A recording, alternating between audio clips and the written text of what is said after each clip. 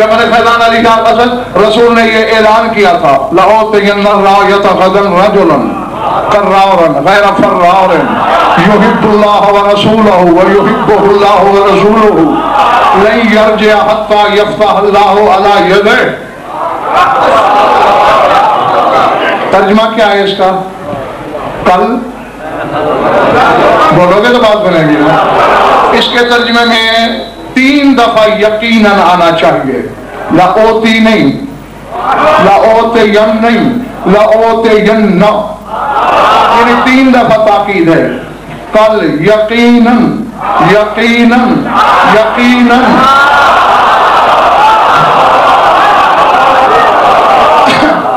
اچھا میرے تمام سامنے یہاں امتیاز شاہ جی، ملک اظہر ملک شاہ، یہاں ایک علمی غلط فہمی دور کرتا چلوں، یہ بھی میرے فرائض منصبی میں شامل ہے.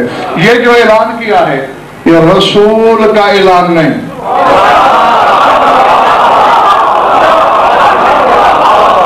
مجھے نہیں خبر خریدار کتنے میرے سامنے. رسول نے نہیں کہا کہ میں کل علم دوں گا، کہ نہیں میدان میں آؤ بحث کرو. رسول کے لیے زغم ایک پابندی ہے قرآن میں. سورہ کہف پڑھو، لا تقولن لشیء انی فاعل ذلک غدا الا ان یشاء اللہ. اے رسول جب بھی کہو کہ کل میں یہ کروں گا، ساتھ انشاءاللہ کہا کرو.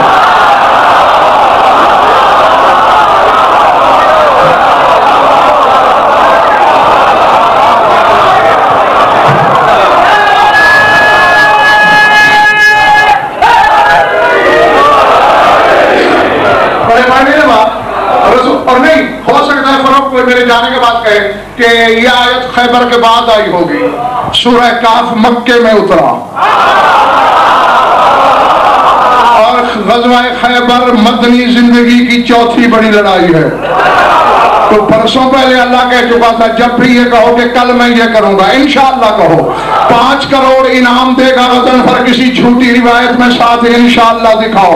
اور اگر نہیں دکھا سکتے تو پھر میں گردن پہ پاؤں رکھ کے بھی کہوں گا اعلان رسول نے کیا، کہے اللہ رہا ہے کل میں